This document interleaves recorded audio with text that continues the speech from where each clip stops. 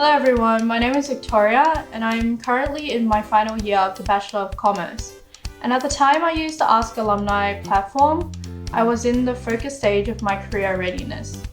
After establishing which industries and roles I was interested in, Ask Alumni provided a platform for me to reach out to professionals in that specific field.